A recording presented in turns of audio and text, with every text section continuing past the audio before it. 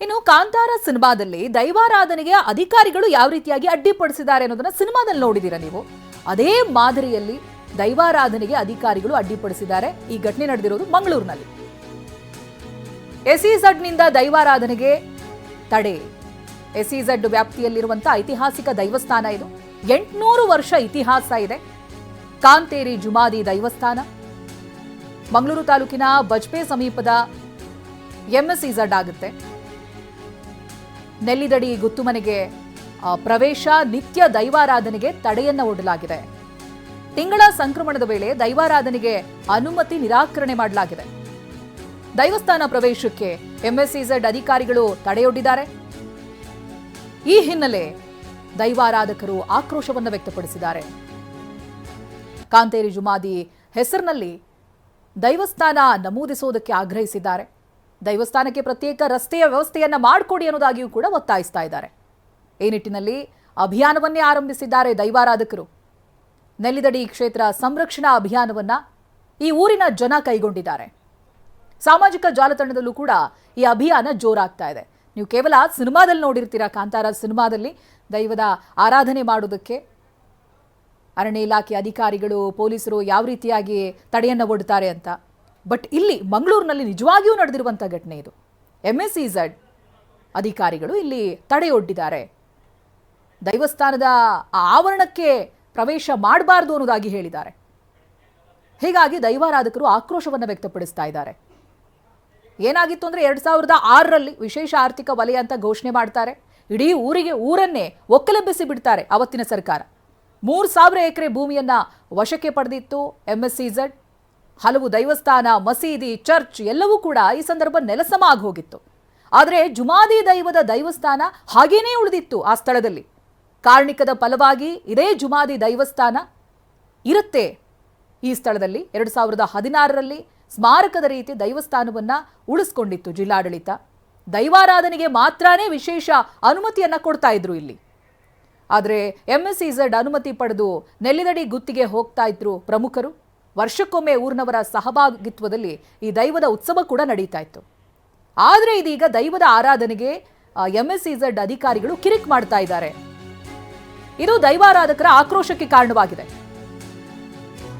ಈಗಾಗಲೇ ಒಂದ್ಸಲ ದೈವ ಎಚ್ಚರಿಕೆ ಕೊಟ್ಟಿದ್ದೂ ಇದೆ. ಅಲ್ಲಿ ಪ್ರಮುಖರಾಗಿರುವಂತಹ ಅಶ್ವಿನ್ ಶೆಟ್ಟಿ ಹಾಗೆ ಲಕ್ಷ್ಮಣ್ ಚೌಟ ಈ ಬಗ್ಗೆ ಹೇಳಿಕೆಯನ್ನ ಕೊಟ್ಟಿದ್ದಾರೆ. ಏನಾಗಿತ್ತು ಈ ಹಿಂದೆ ಅಂತ. ನಾನು ಕೋಪಗೊಂಡ್ರೆ ಸುಟ್ಟು ಹಾಕುವ ಎಚ್ಚರಿಕೆಯನ್ನ ಕೊಟ್ಟಿತ್ತು. 3 ಬಾರಿ ಕೈಗಾರಿಕಾ ಪ್ರದೇಶದಲ್ಲಿ ಬೆಂಕಿ ಕೂಡ ಬಿದ್ದಿತ್ತು.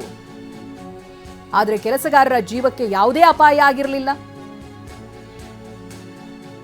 ನಾವು ಸತ್ರು ಅಲ್ಲಿಂದ ದೈವಸ್ಥಾನ ಸ್ಥಳಾಂತರ ಮಾಡಲ್ಲ ಅಂತ ಆಗ್ರಹಿಸಿದ್ದಾರೆ ಸ್ಥಳೀಯರು. ಎಲ್ಲಾ ಧರ್ಮದವರು ಆ ದೈವಕ್ಕೆ ಗೌರವ ಕೊಡ್ತಾರೆ. ನಾನು ಬೂದಿ ಮುಚ್ಚಿದ ಕೆಂಡ ಅಂತ ದೈವನೇ ಹೇಳಿದೆ. ಮುಂದೆ ಯಾವ ರೀತಿಯ ಸಮಸ್ಯೆ ಬೇಕಾದರೂ ಬರಬಹುದು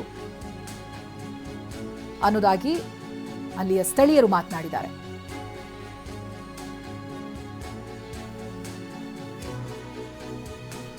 ಈ ಬಗ್ಗೆ ದೈವಸ್ಥಾನದ ಪ್ರಮುಖರ ಜೊತೆ ನಮ್ಮ ಪ್ರತಿನಿಧಿ ಅಶೋಕ್ ಮಾತನಾಡಿಸಿದ್ದಾರೆ. ಅವರೇನು ಹೇಳಿದ್ದಾರೆ ಬನ್ನಿ ನೋಡೋಣ. ಜುಮಾದಿ ದೇವಸ್ಥಾನ ಇದೆ, ನೆಲ್ಲಿದಡಿ ಗುತ್ತು ಇದೆ. ಅಲ್ಲಿ ಏನೇನು ತೊಂದರೆ ಆಗ್ತದೆ SEZ ಅಧಿಕಾರಿಗಳಿಂದ? ದೈವ ಏನು ಬಯಸ್ತದೆ ಅಂತ ಹೇಳಿದರೆ ತಿಂಗಳ ಸಂಕ್ರಮಣದ ಸೇವೆಯನ್ನು, ತಿಂಗಳ ಸಂಕ್ರಮಣಕ್ಕೆ ಇಡುವಂತಹ ದೀಪ, ಹೂ, ನೀರು ಇಂಥದ್ದು. ಆ ಸಂಕ್ರಮಣದ ಸೇವೆಗೂ ಕೂಡ ಈಗ ಒಳಗೆ ಹೋಗಲಿಕ್ಕೆ ಬಿಡುವುದಿಲ್ಲ ಅನ್ನುವಂತಹದ್ದು ನಮಗೆ ಕೇಳಲ್ಪಟ್ಟಿದೆ.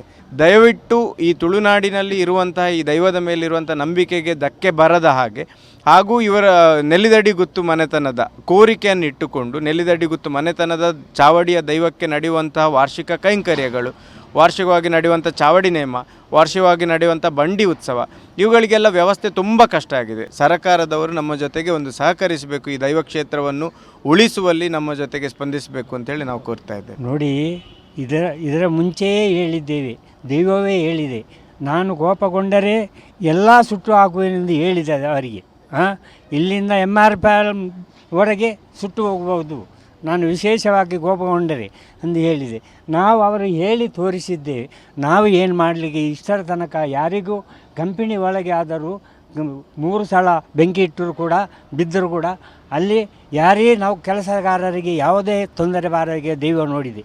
ಈಗ ಮುಂದೆ ಹೇಗೆ ಇದು ಮುಂದೆ ಅಲ್ಲಿಂದ ಹೋಗಲು ನಮಗೆ ಸಾಧ್ಯ ಇಲ್ಲ. ನಾವು ಅಲ್ಲೇ ಸಾಯ್ಬೇಕಂತ ಆಸೆ, ಬೇರೆ ಏನಿಲ್ಲ. ಮತ್ತೇನು ಮಾಡೋದು ನಾವು ಬಿಡದಿದ್ದರೆ?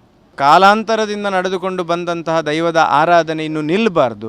ಹೊಸ ಜಾಗಕ್ಕೆ ಹೋದಾಗ ಅದರ ಪ್ರತೀತಿ ಹೇಗಾಗ್ತದೆ ಅಂತ ಹೇಳಲಿಕ್ಕೆ ಆಗೋದಿಲ್ಲ. ಹಾಗಾಗಿ ಅಲ್ಲಿ ಒಂದು ಆ ನೀರಿಗೆ, ಅಲ್ಲಿಯ ಗಂಧಕ್ಕೆ, ಆ ದೈವದ ಒಂದು ಪ್ರಸಾದಕ್ಕೆ ಗೌರವ ಇದೆ. ಅದರಿಂದ ಪ್ರಯೋಜನ ಪಡ್ಕೊಂಡ ಜನರಿದ್ದಾರೆ. ಮುಂದಕ್ಕೂ ಅದರಿಂದ ಜನರಿಗೆ ಪ್ರಯೋಜನಗಳು ಸಿಗಬೇಕು. ಕ್ಯಾಮ್ರಾ ಪರ್ಸನ್ ಜೊತೆ ಅಶೋಕ್, TV9 ಮಂಗಳೂರು.